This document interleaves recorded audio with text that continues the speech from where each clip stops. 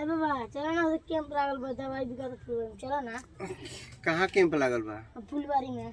काची काची वो मिलता? दवाई। दवाई मिलता में?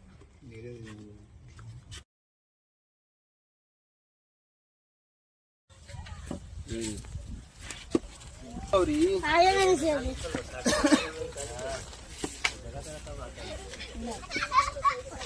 ए डॉक्टर साहब तनी तबीयत खराब है, बुखार।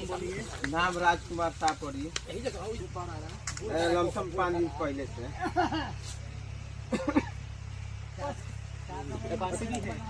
खांसी है।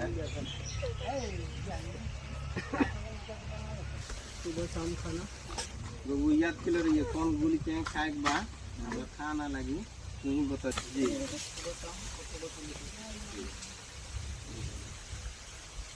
जय सर।